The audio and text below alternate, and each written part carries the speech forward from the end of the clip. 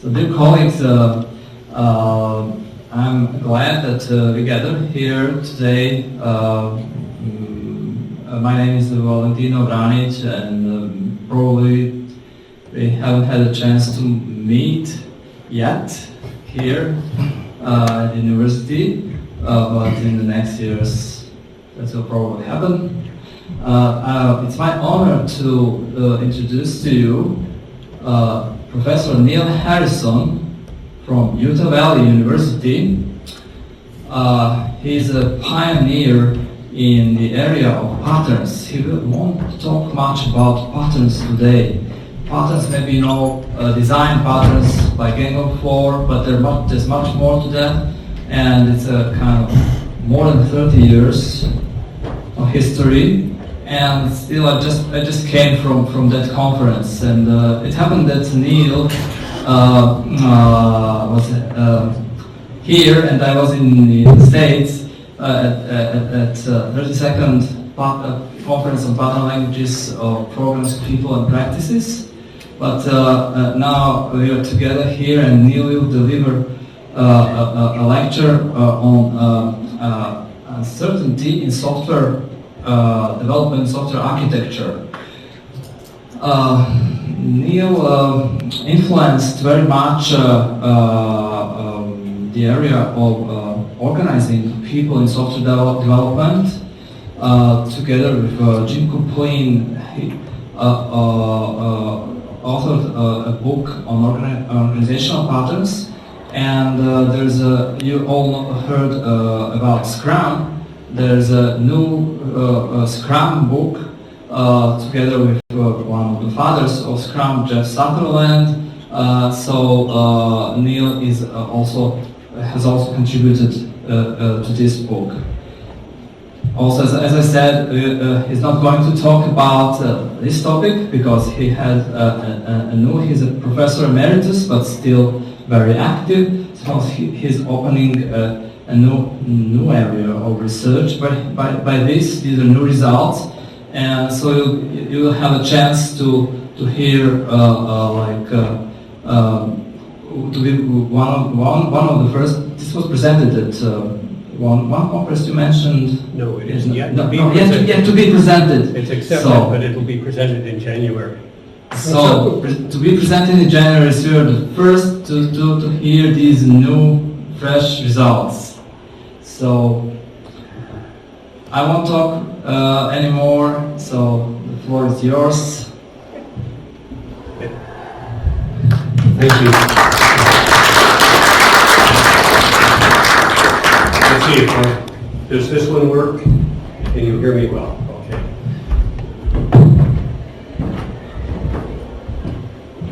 Okay, to begin with, just for the next little more than an hour together here, if you have questions during the talk, please ask them at that time.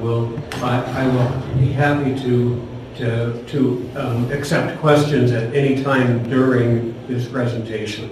So don't be shy about asking questions.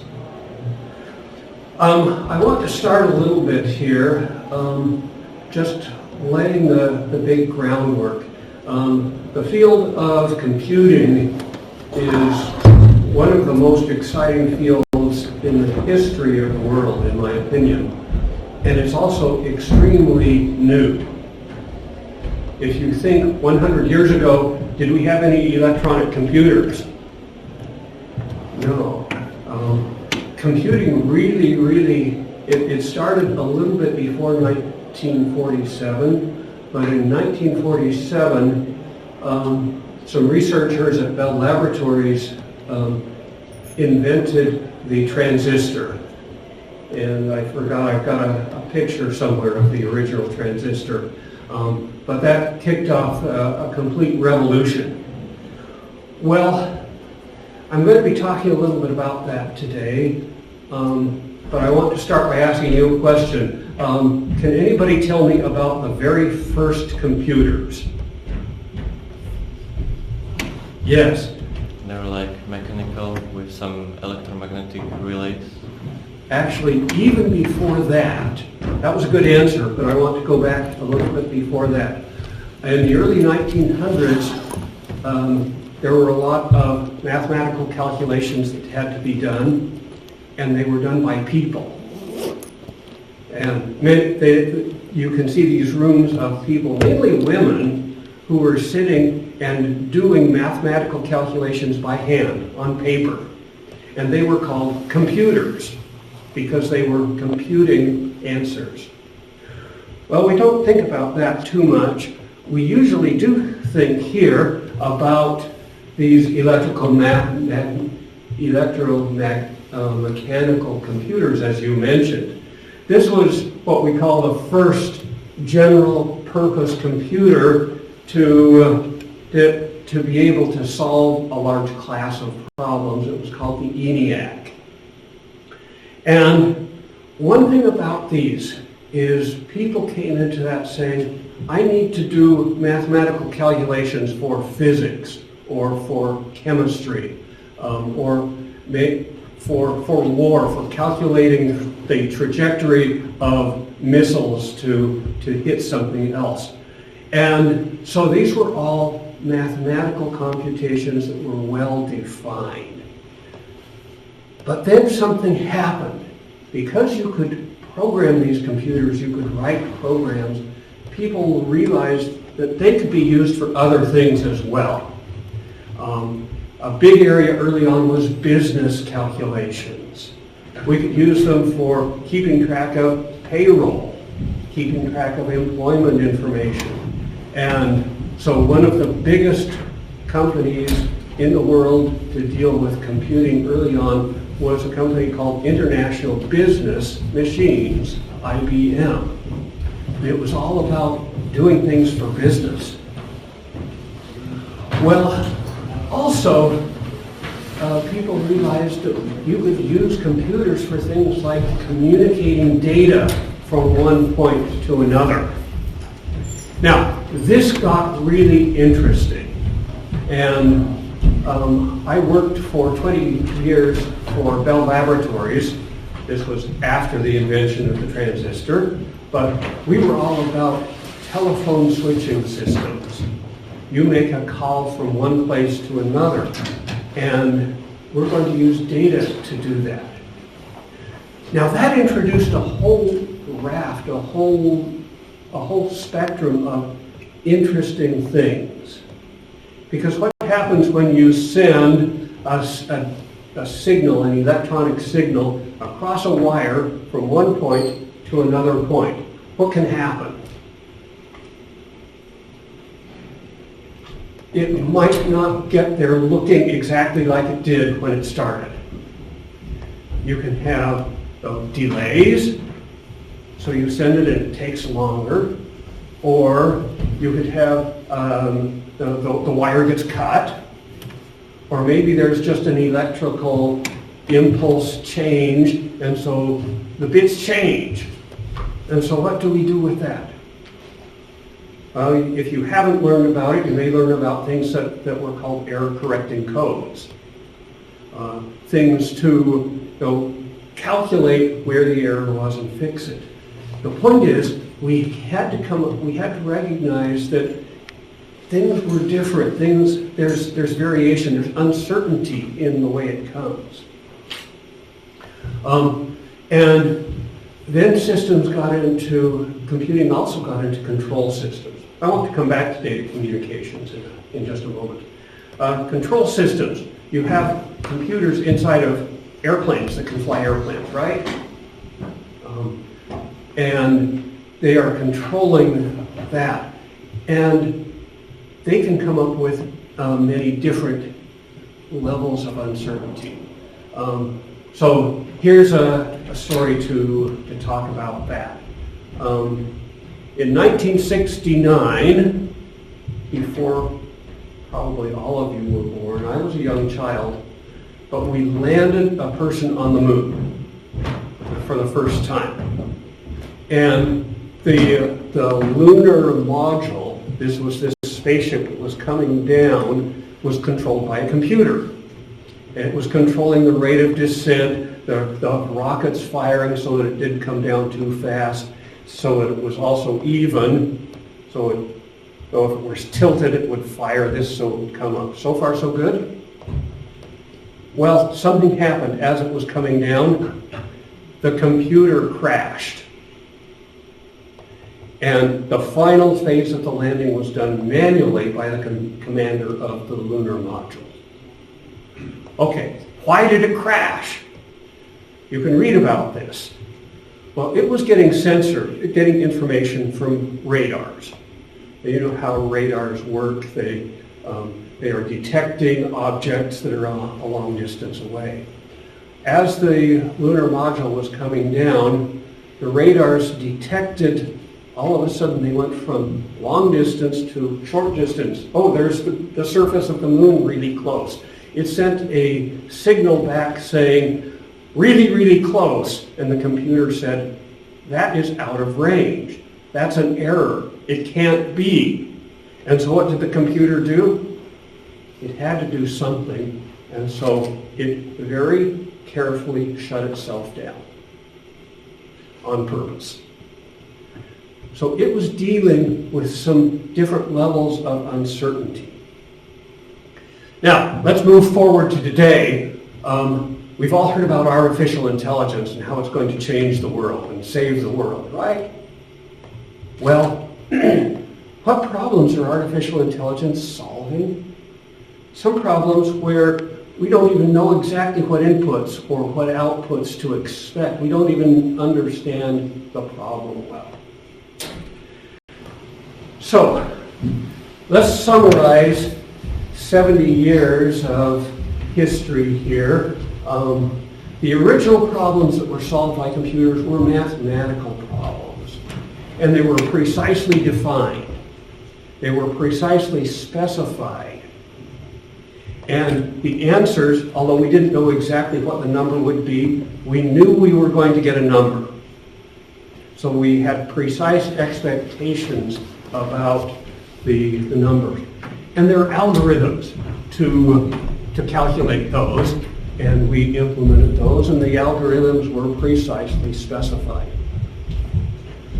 As software capabilities increased and understanding of what you could do with programs increased, we began to get less definition of what problem is or what the expected output is, and we had to deal with uncertainty. And so this research that I'm talking about today is research taking this whole idea about what does uncertainty mean and how do we deal with it. Now, a lot of this is not new. I mentioned Bell Laboratories and electronic switching systems, the telephone systems. When I was there, the largest switching system we had was called the number 5 electronic switching system, or number 5 ESS. I didn't work on it personally, but I have friends who worked on it, and I knew something of it. At the time, it was a very large system. It had 7 million lines of source code. And back in the 1970s and 1980s, that was big. It may have been the largest single program in the world. But here's the interesting thing. Remember I talked about the uncertainties of data communication. It had to deal with things such as the signal going from your phone to the electronic switching computer had a glitch in it, had a problem in it, and it had to recover from that. Or there's problems with losing the signal altogether, or even problems with the hardware. Now, number 5 ESS, you always wanted your phones to be up and available. So the system could not go down. Like the lunar module, it could go down because humans could take over. The number 5 ESS could not go down at all. And we measure that in terms of what we call nines. So let me come over here for a moment.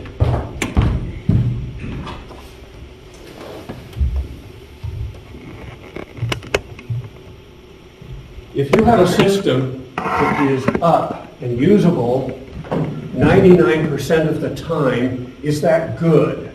Anybody think that's good? Okay. How many minutes are there in a day? Well, anybody calculate that? We have 60 minutes per hour and 24 hours, so that's roughly 1,200 minutes. So 1% of that, we're talking down 12 minutes a day. Is that good? Anybody? No, that's not good.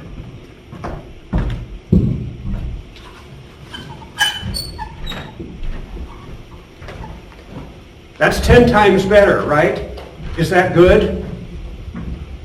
No, that's still not good. That's down a minute every day.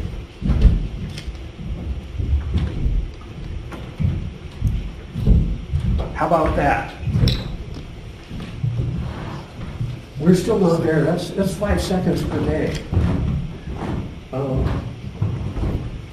Now, for a system like number 5 ESS, which carried the entire long-distance network of the United States, it had to be, we say that's 6 nines. Now, what does 6 nines mean in terms of uptime? It's down 30 seconds per system per year. That's the maximum.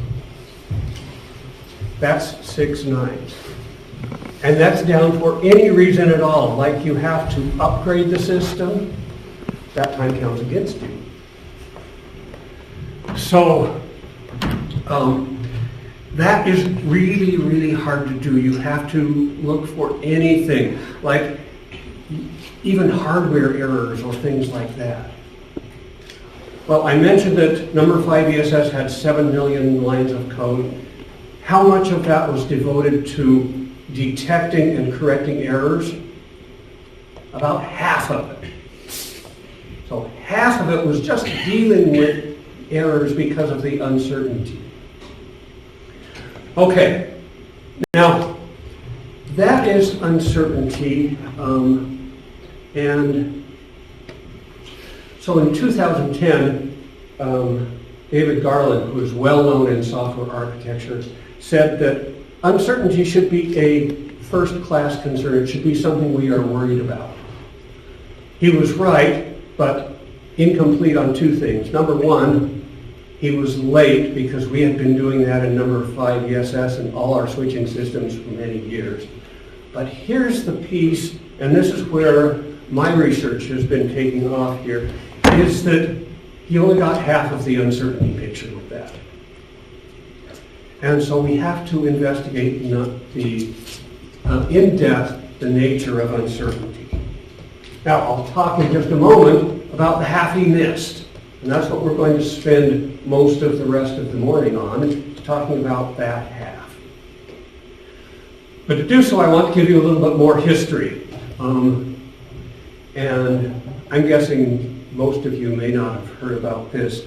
In 1986, Fred Brooks wrote an article that came out in the IEEE Computer magazine. That's the cover of it. And you can see the article is called No Silver Bullet. Now, what is a silver bullet in stories, in fiction? It's how you kill the vampire. You can't kill it with a regular bullet, you have to kill it with a silver bullet.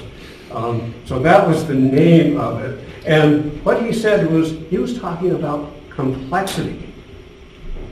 And he said, there are 2 types of complexity. There's the accidental complexity. We introduced that by having different programming languages, by having inefficient algorithms or things like that. It's what we do to ourselves. We can take that out. But there's also essential complexity. Now, essential complexity you can't take out. If you have a problem and it says you have to do these 30 things in order, that's complexity you can't remove because you can't say, let's not do some of them. We have to do all those things in order. Therefore, that's part of the problem. Now, what Fred Brooks was arguing in his paper, and I recommend, so here's an unofficial homework assignment. Go find that paper and read it. But what he said in that paper is that you can't take that out, and therefore you can't make programming easier than that, because you always have to solve those complex problems. It's part of the problem. Well, it turns out we can think about uncertainty the same way. So we have accidental uncertainty. That's the uncertainty that gets introduced into the problem. And then we have essential compute uncertainty that is part of the problem. Now, the way that I kind of characterize this is there's some sort of transformation you can do on the data to remove accidental uncertainty. And I'll give examples of what that is. But keep in mind that everything we do with computers is indeed data processing. Back in the 1960s, the field was called data processing. And that's what we are doing, is we are taking data input, we are processing it, and outputting data as a result of that. Now, the data we put out might be used to control something or do something else, but it's ultimately bits are coming in and bits are going out. And we do something with those bits. Well, so let's think about this here. We have data coming in.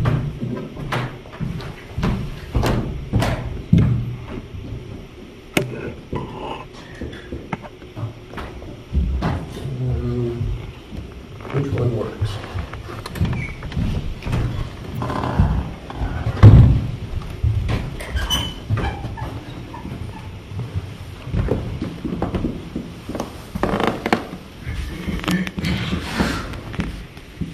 And we have data out. So far, so good? Okay, suppose we have something in here where we have some uncertainty. Okay, so we can look at, let's examine what that uncertainty means. And maybe it is accidental, like we get a little noise in our signal or something. Maybe it's part of the problem. If we understand that, then that helps us understand how to design the system. Inside of processing, same way, there can be uncertainty introduced by the way we process it.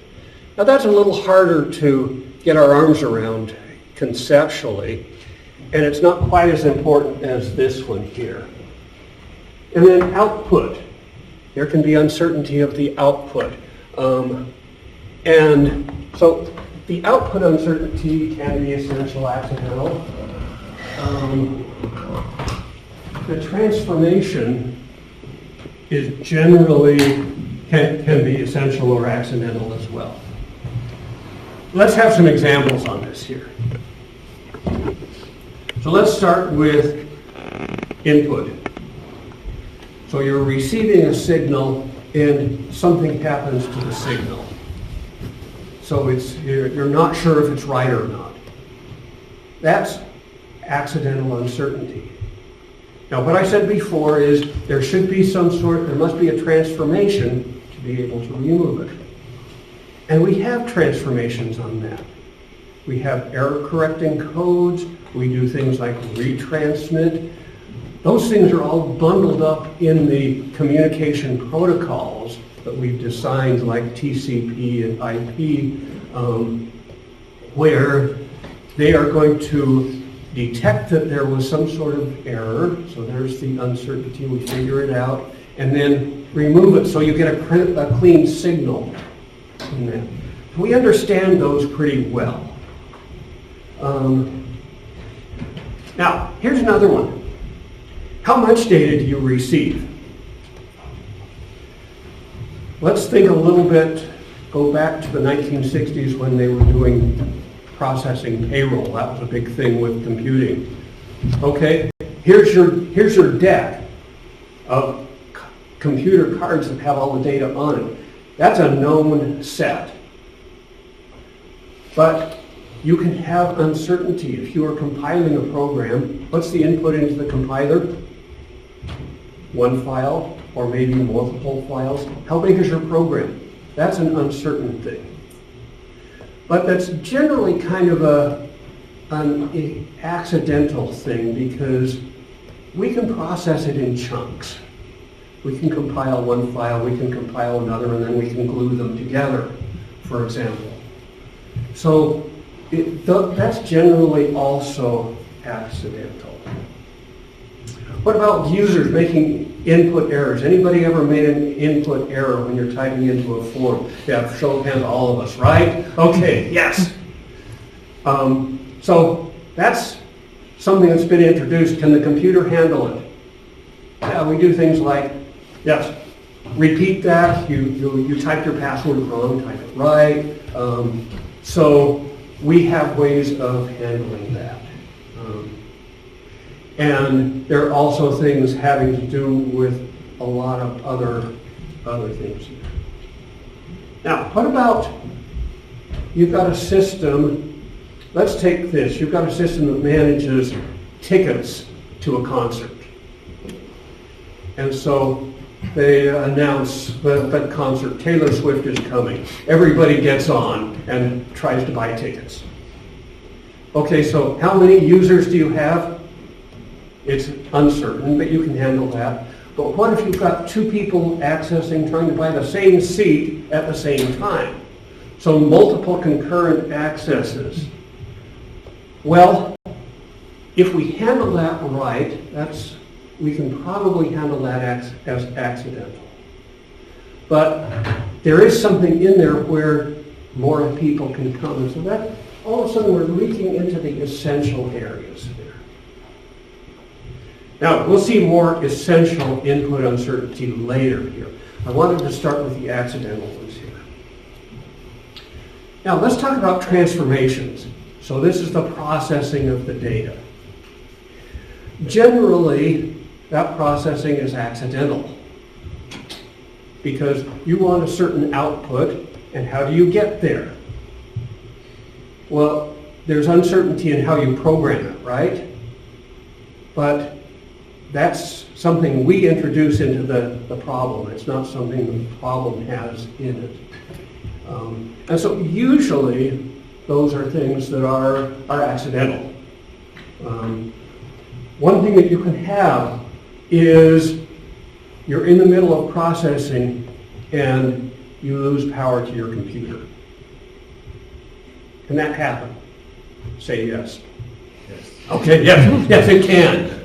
And so, is that essential or accidental?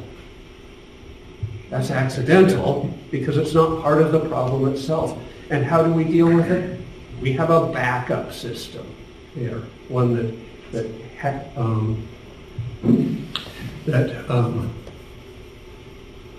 takes over. And there are well-defined ways of doing that. Quick story on that.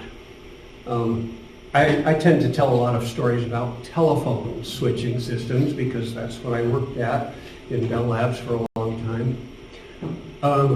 We had a switching system that was not 5ESS, but another one. And it also had to be very available. And so we had a backup system, what was called a hot standby. So it was following what the main one was doing, and if the main one failed, the backup would take over. And it was nice. How do you test that? You get them both going, and then you unplug the active and see what happens. You'll literally go in and you turn it off and watch the other one. And so we had to develop this, and we had a vice president from the company come in who was going to watch a demo. And we were talking about the demo, and the system was up and running, and the active was up, and the backup, the standby was running. And all was well until one of the engineers in the room leaned against the wall and leaned against the emergency power switch that turned off power to both of them. Okay, that didn't work so well. Okay. Now, the interesting cases are associated with output and also input uncertainty. So, accidental uncertainty of the output is not very interesting. It can happen. Oh, you're sending something, data out, and it fails on the output side. Well, that's not very interesting. You resend it or something like that, but nobody cares except the people who are receiving it, and so that's input uncertainty. But the output uncertainty is where things get really, really interesting combined with that. And so I've got several slides to talk about this here. Okay, so let's start off with some, and we're going to go through an entire spectrum. And this is where we can see the essential uncertainty of the output. The first one, go back to original computers, people on paper, the original ENIAC. You gave it a mathematical specification, it cranked, and it gave you an answer. So, you know there's a right answer, and you just need the computer to calculate it because it's a whole lot faster than us doing it by hand. Okay, so there's very little or basically no essential uncertainty there. But what happens if it's something where we know there's a right answer, but we don't know what it is? So we can know it. So you've got a website that's selling stuff, and you want to know how well this new book sold. Okay, you don't know what that is. You know how to calculate it. The uncertainty is just a little bit there, but it's starting to go up just a little bit here. Now, let's go to take a big jump here. Very interesting game is called the game of Go. Has anybody ever played the game of Go? No. Okay. You have a board that's a 19 by 19 grid, and you have a bunch of pieces that are either white or black, and you take turns playing them. And all the pieces are the same, they're just round discs, and you try to capture territory. It's a fascinating game, fun game. It's really, really hard to make a computer program to play it. Because there's probably a best sequence to get to a winning game pretty much all the time. There may be. You play here, you play here. But how many possible games are there? Somewhere between 10 to the 10 to the 48 and 10 to the 10 to the 170. Those are both really, really, really big numbers, like more than the atoms in the universe. Okay, are you going to use a computer to calculate which game is going to win you the game? Just by brute force. You're not going to, are you? So the uncertainty there is that there are so many possibilities that it defies standard brute force calculations. You can't do it. Now, there's another one here. And we've made great progress in the last 10 years in this field of recognizing images. You take a picture and the computer says, yes, that's you, or yes, that's somebody else. It recognizes that. Or even, yes, that's a dog. That's a cat. So there is a right answer. We don't know what it is. We can guess at what it is. And we don't really know. Here's another example of image recognition. I had one of my department members who was working on this. You take a mammogram. So that's to detect breast cancer. It's looking for cancer. Well, the computer, this professor was working on a system where she could use the computer to compare an old mammogram to a newer one, detect changes, and detect whether any of those were actual problems of potential cancer sites. Okay, is there a right answer? Well, yes, there's cancer there, or no, but we don't know. And even with the image processing using looking at them or having the computer do it, we can guess. But there's a lot of uncertainty there. You can see we're getting more and more uncertain as we go down this list. So let's go and get even more uncertain here. Okay, you can measure the effect, but you don't know. You can measure it, you don't know what it is. You don't know the effect. So we have optimization problems there. You're trying to, for example, going back to sales. You have a website and you're putting ads on. Do those ads work or not? How do you know?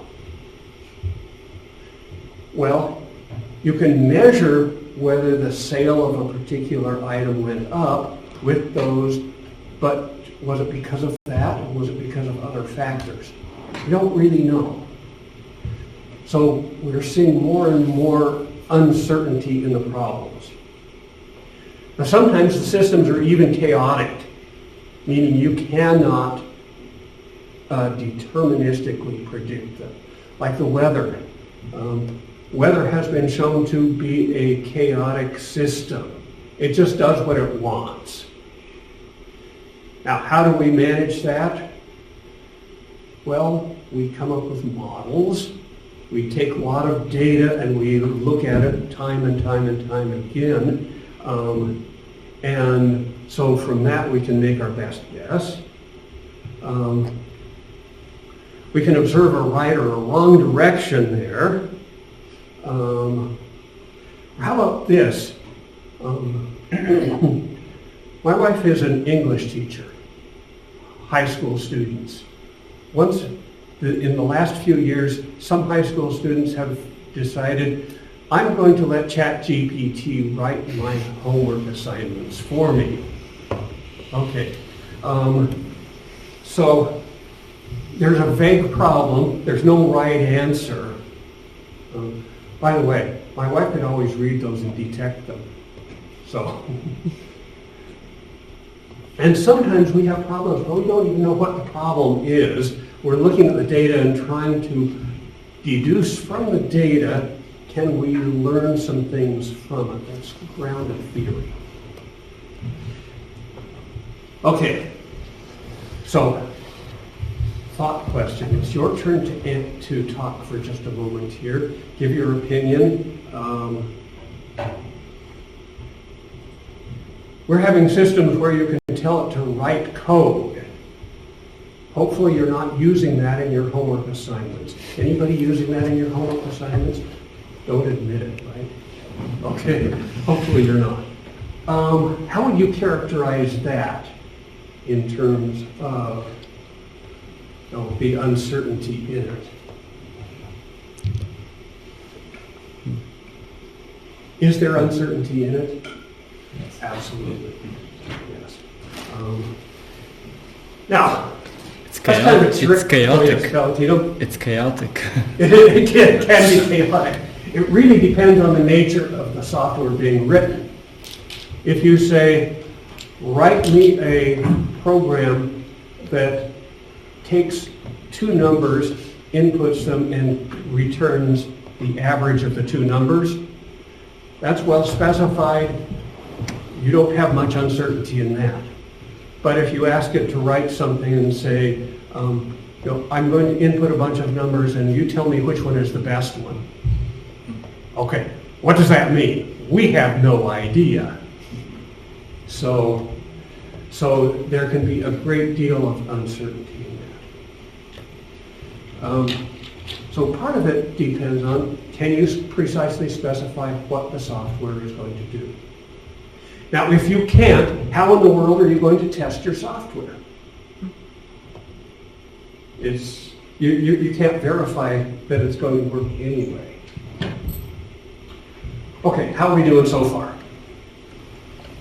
Okay. Let's take that uncertainty and let's put it into a little spectrum out here. And we'll see why in just a moment here. I've been kind of leading up to this. Over here on the far left, we have less uncertainty. As it says there, one action possible for a given input. You give this input, you're always going to get the same output. And you can test that, you know it's going to work. And so you have inputs, we have state, we have outputs, input and state pairs, and no matter what every time you give that in, you get the same result out. So that's no uncertainty there. But suppose we have systems where it's a probabilistic thing. You put the input in and you're in a certain state, and based on probability, you get a different result out. Are there world systems like that? World cases like that? Yes. But now we've got a great deal more uncertainty there. Now, every time you have a known transition, you've got some sort of probability of that happening. If we look up at the little bubble up there, you can see three states, A and B and C. And you can see if you are in A, what's the probability of going to state B? 0.8. What's the probability of going to state C? 0.2. And likewise, if you're in B, it's 0.5 going to A, it's 0.4 going to C, and it's 0.1 going somewhere else. This would just be a little snapshot of that. Okay, so we can see systems like that. And so we can see that that's a lot more uncertain than this one on the left. But we can go even further than that here. Over here, we have a system that is non-deterministic. It's not going to happen there. We have some input coming into Q1 up there, and it could go to Q2 or it could go to Q3. There's more than one action possible for a given program state. We don't know what those probabilities are. And we cannot easily determine that. Obviously, that's a whole lot more uncertainty than the middle one, which is a whole lot more uncertainty than the far one on the left. So this is one example of a spectrum of uncertainty having to do with the outputs there.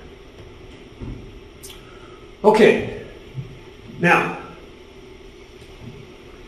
here's the kind of what does this mean to me thing here as you're designing software. Depending on the amount of uncertainty in the system, you're going to have different architectural approaches. So, and some of these are going to be architectural patterns or styles or tactics. So if you have virtually no uncertainty, you might have a system that's batch processing. You dump in the data, you turn the crank, you get the data out. That's very simple, very straightforward. Now, accidental uncertainty. You dump the data in, but you're going to keep dumping data in. And when do you stop? You don't know. Okay, there's uncertainty, right? Okay, how do we handle that? Well, we use a different approach, a pipes and filters approach. This is an architectural pattern, and where we are continually doing some processing, handing off the system that is the data that's partially processed to the next filter. That's handing the data off that's still partially processed to the next filter, and so on. And so we have these continuous filters running. So that handles different layers of uncertainty there. Now, if we go to systems where we have a great deal of essential uncertainty, we may have to use artificial intelligence approaches, neural networks or machine learning or deep learning or blackboards. And so we get something that looks like this here. Over the far left, where we have no uncertainty, as we talked about, we're going to use procedural code. You all know how to write procedural code. You've done it since you were 3 years old, right? Okay. Now sometimes the order of execution may vary, and so we might have systems that are event-driven. You're waiting for a particular event, and you're handling it that way.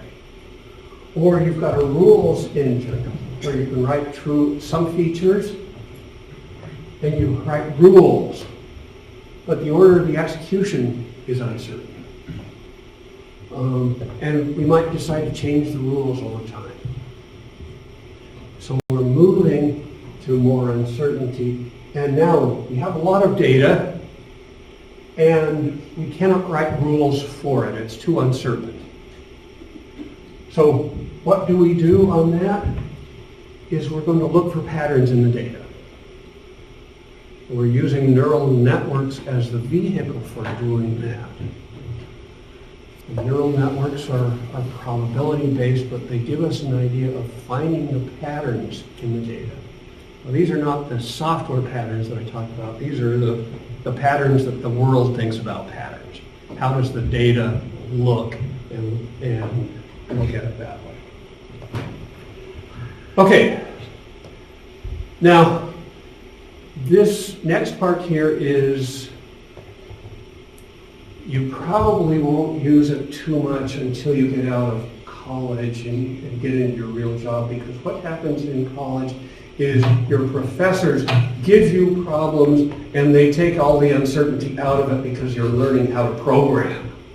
You're learning how to design programs, and so they have removed much of the uncertainty. In the real world, that doesn't happen. You get imprecise specifications. You get problems that are messy. And so, what are you going to do? First of all, you need to understand what the uncertainties are. What is it that you don't know? What are the things you are uncertain? And then for each of those, you're going to ask yourself, is this essential or is this accidental? If it's accidental, then you use techniques to remove it. And those techniques are well understood in things that we are calling fault tolerance, in the whole field of fault tolerance. And there's a lot of information about that. That goes back to number 5 ESS, where we were dealing with faults and tolerating the faults. Let me give you a quick example on this here. You're writing software for a bank. And part of the bank has the ATM machines, and they send information saying, somebody just deposited money, or they're withdrawing some cash out of their account. Okay, now if you are the customer, you want to have it so if you deposit money, it gets credited to your account, right? We all want that. And if you ask for money, it actually gives you money. Well, what happens if you are in the middle of doing that. You're sending this signal from the ATM that is located out here to the bank that's located a few kilometers away, and the message gets dropped. So the communication dies for some reason. If it's a cable, the cable gets cut or something like that. Okay, that's uncertainty, right? Is that essential or accidental? You ask yourself that question. Well, that one is accidental. And so then you apply techniques for that, such as transaction rollback. If you have a half a transaction, we're going to unroll that so we don't make any mistakes and try again. Okay, but what if it's something that is essential? Then you have to start looking at it more. And so you start by looking at the input data. Now, frankly, some of the things you're going to get are because the specification itself is incomplete. At that point, you turn around and you go to the customers or whoever and say, let's nail this down. Exactly what should this do in that situation? And you learn more about it. So that's uncertainty because people haven't completely specified it. And that's something you have to deal with, but it's also something we're not talking about here.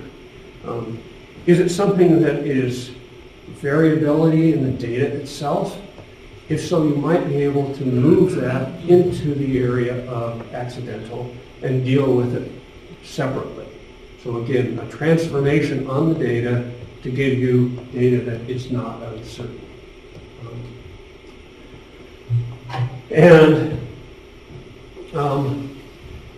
So one example of that is if you were doing image processing, as we talked about. Well, sometimes on an image you might get little blobs of dust or something like that. And you can run a filtering on that will remove a lot of that stuff until you get down to the image that you're interested in. And so that's a case of, this is actually stuff that's accidental and we can transform the data to get rid of it. Now, what can we know and what can we not know about the data? And those as questions help us. Now, we also ask the output. What's the objective of the system? Can we know what the objective is precisely? Is there going to be a known correct output? Even if we don't know what the number is, we know what it is. Is there an output? We're going to get an output, but we don't know if it's right or not. That's a different thing. So we can see again on this slide, we're moving down the spectrum of increased uncertainty and increased essential uncertainty. Can we correctly deterministically determine the output? If not, then we have to consider something else. Can there be multiple correct outputs? Yes. Okay, very simple one. Since we're talking about games here, we talk about Go.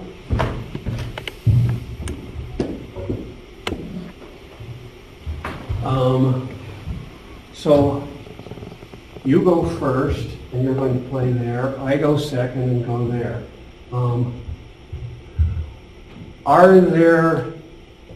Is there one correct output at this point?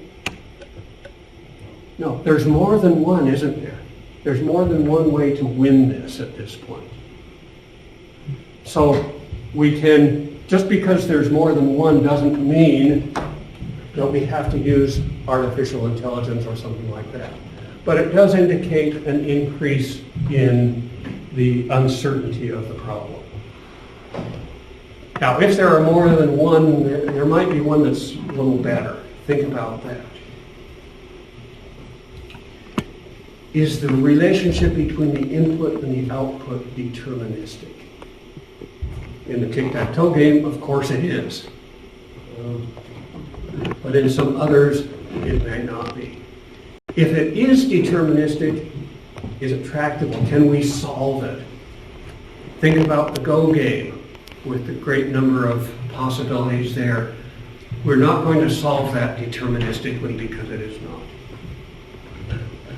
Okay, let me give you a real example here of something that, this is from real life here.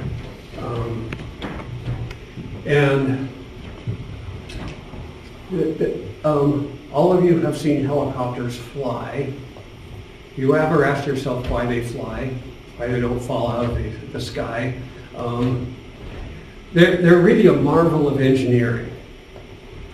And of course you've got a rotor, the main rotor, that is spinning very fast.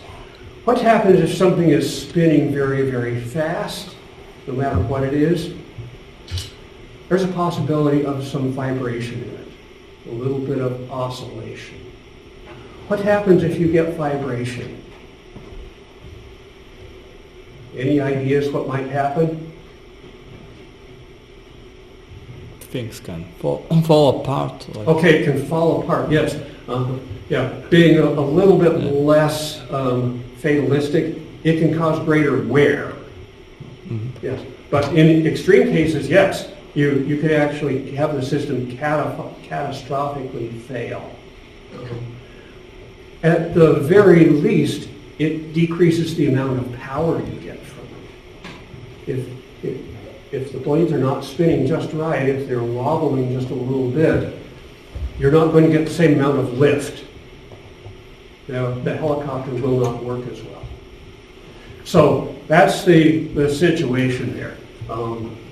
By the way, catastrophic failures, you can Google this, not right now, but you can probably find it. There's a video of one of these large wind turbines. It got spinning too fast and it was vibrating, and it actually created friction that got so hot that it caused the whole thing to catch fire and explode. I think it was up in Denmark somewhere.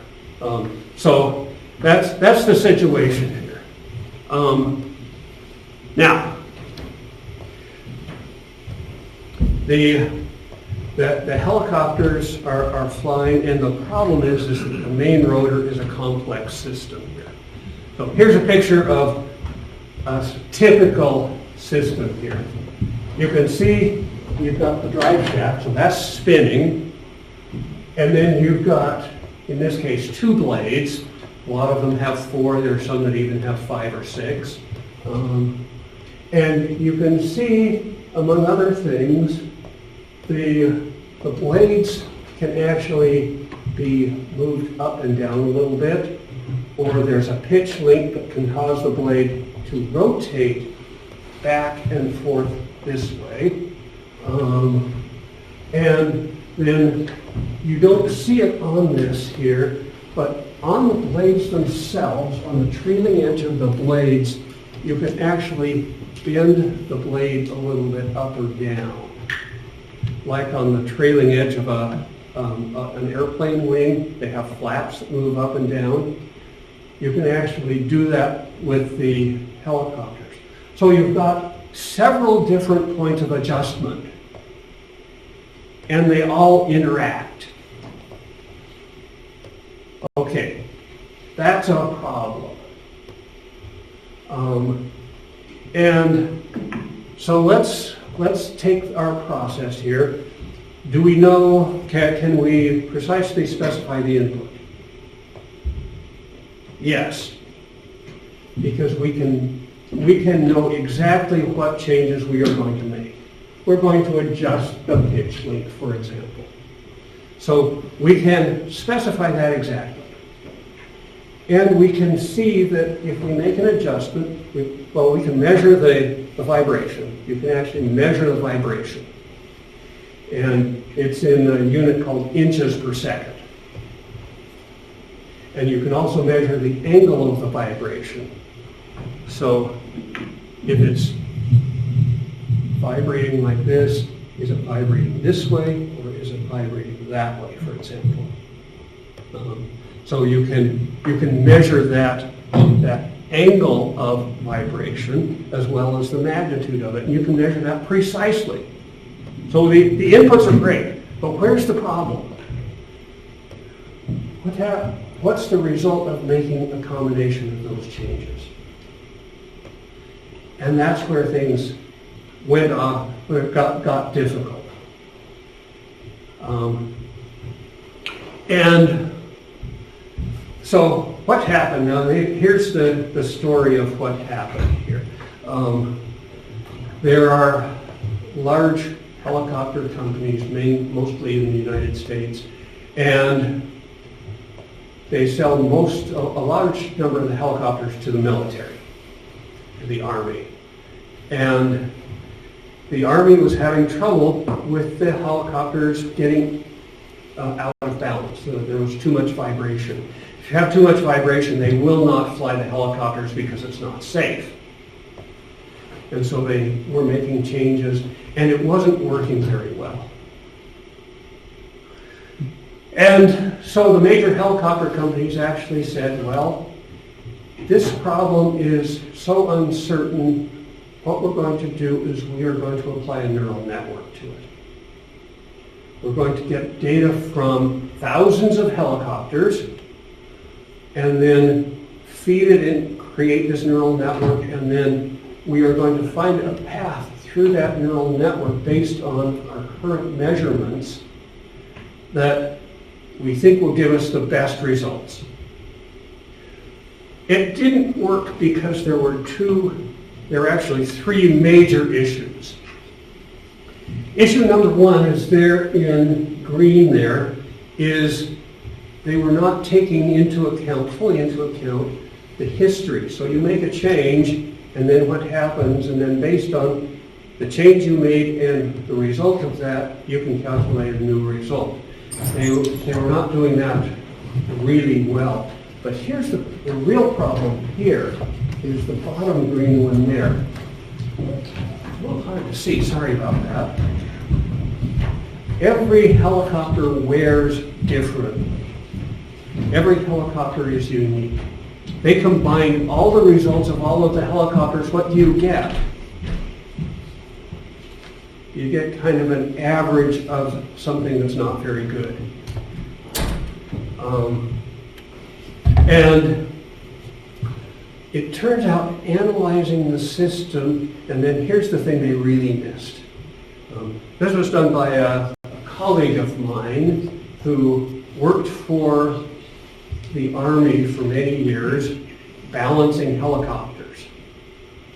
And he learned that there is a specific sequence of making adjustments. And that sequence, he learned, is deterministic. And you get results from that. I got together with him and wrote software to do it. So you had a little program on a computer where you could type in the results of doing it, and it would say, make this adjustment on this, or the pitch link, or the trim tabs, make this adjustment on these blades, or at this angle, and then fly it again, get the results back, we'll try it again, and that said, okay, that worked pretty well. Now make these other adjustments on this other part of the system. And by doing that, he had learned that by doing them in a specific order and by incorporating the learning from the previous ones, that you had a deterministic solution. And so here was a little comment here. So how much did the vibration change? So was there a single solution? There were different sets or sequences. That's what the people thought. And they thought this. So backing up, they thought that you didn't have a deterministic result, that it was a chaotic system. And it turned out that that analysis, and this is, again, going back to this process of analyzing the system and understanding it and understanding the uncertainty of it, they weren't able to do that correctly, and they ended up with a solution that was not as good. Now, so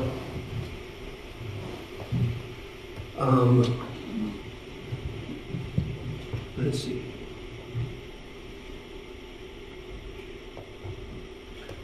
So this is what my colleague and I did here with the bottom part there. Have feedback loops and have a proprietary sequence of doing them. Proprietary because they're selling it to the Army. Okay, results. Now, the standard result on this that the neural networks were getting was 1/2 inch per second. Now, you don't have to know exactly how that is, but you can guess that's actually a lot of vibration and not very good.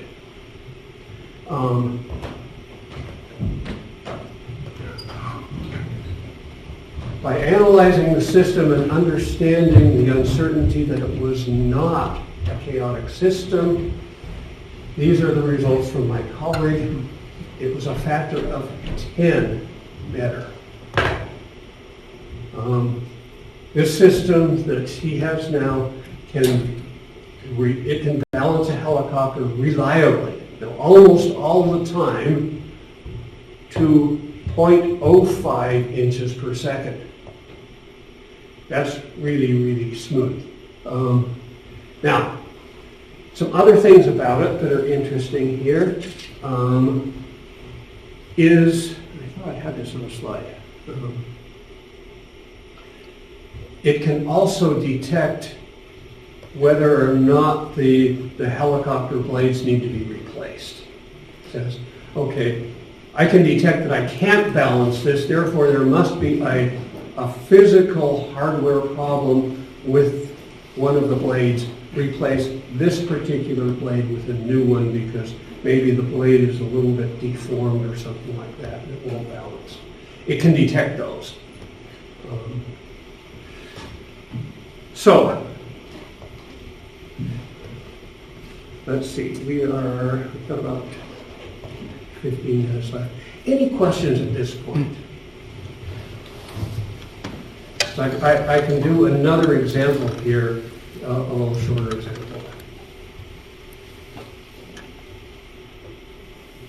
Okay. So maybe just one question. So it seems like this helicopter thing looks like that you don't have to, if you use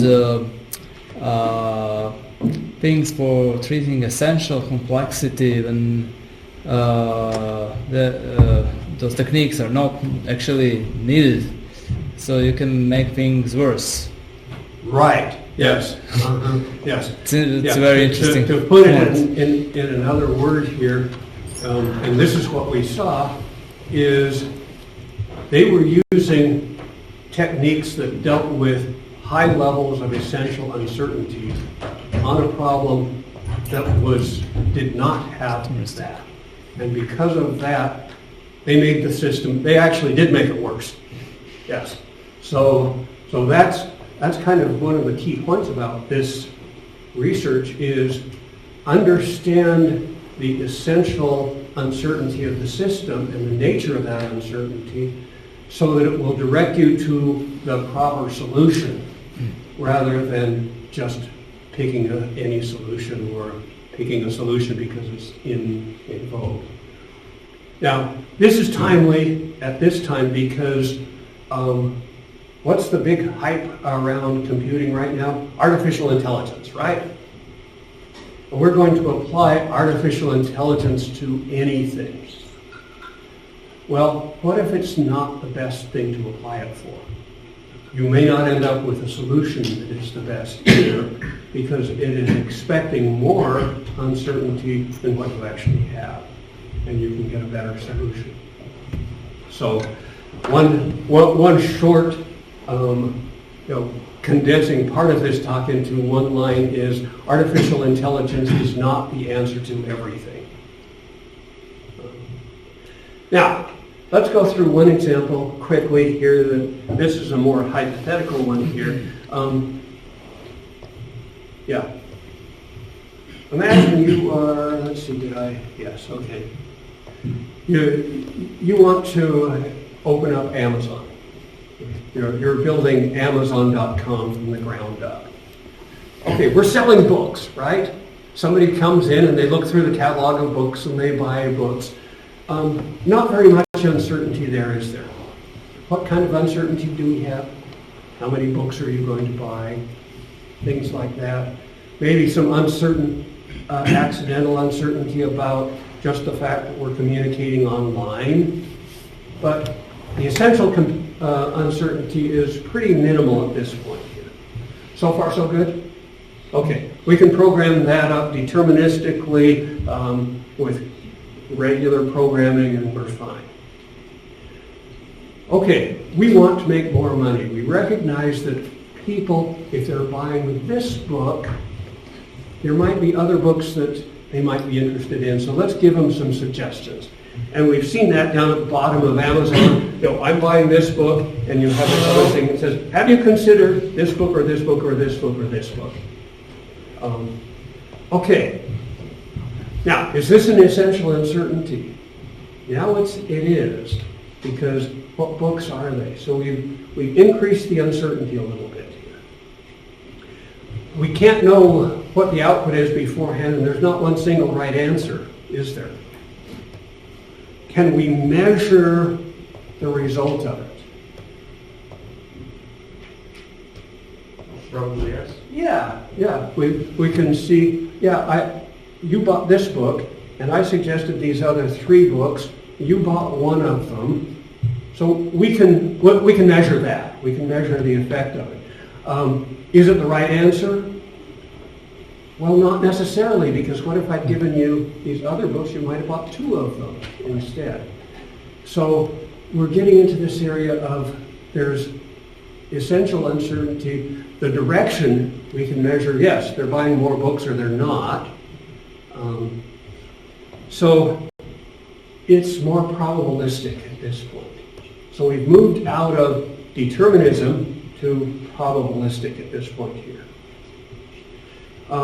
Now, let's go even further because Amazon does.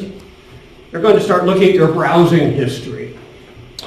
They're looking at the books you looked at, and based on that, they're going to suggest either those books or related books there.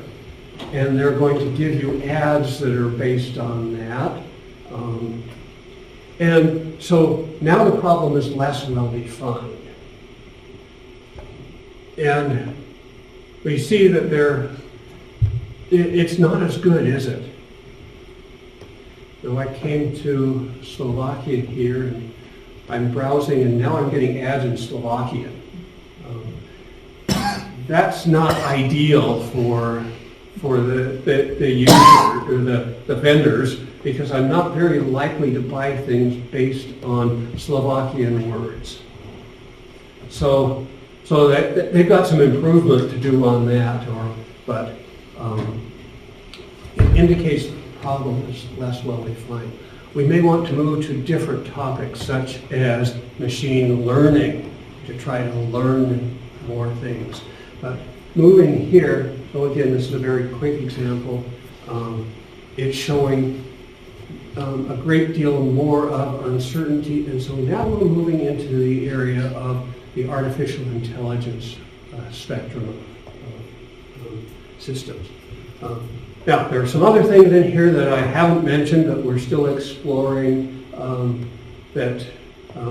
things such as simulations and Monte Carlo distributions that we're starting to dig into and fit more into this spectrum. But this again is a short example showing how we move into those areas. Okay. here are a couple of papers. I did misspeak. We talked a little bit about this at an earlier conference in May.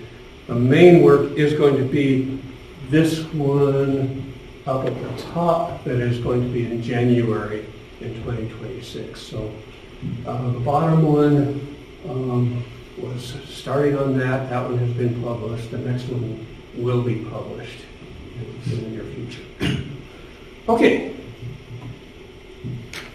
Any questions?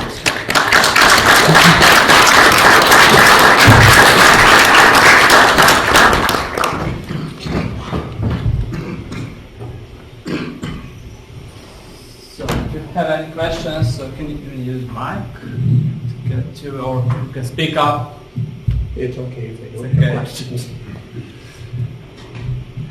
When you mentioned that you worked at the laboratories with the telephone systems, you mentioned that there was about 7 million lines of source code there. And I wanted to ask, in that time, what programming languages were used, or in what language or in what kind of order right. was the source code? Okay, that was the C programming language. That predated C++. Okay.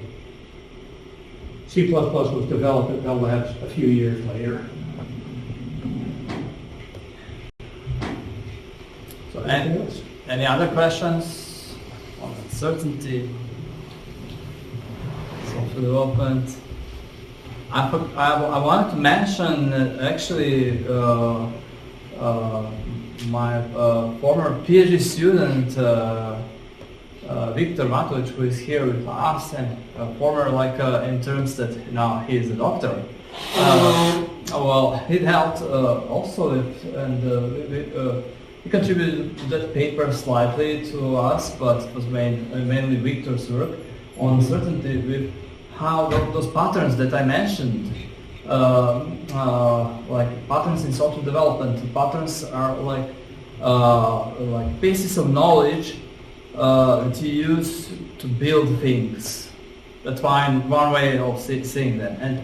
And in terms of software development, these are pieces of knowledge to build software systems. And in terms of building organizations that build software systems, that's organizational knowledge. And that's what I mentioned that Neil contributed significantly to this field, but Victor took it a different way. So how these patterns are connected. There are some connections that we know of, but they could be connected in different ways. So he used probabilistic approach to this, and even artificial intelligence.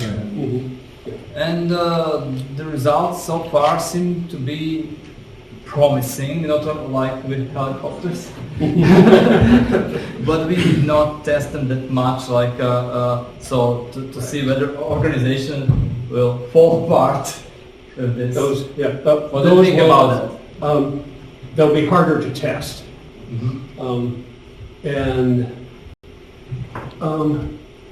In kind of moving along those lines, one of the areas I've looked at a lot is architecture patterns and detecting those in systems.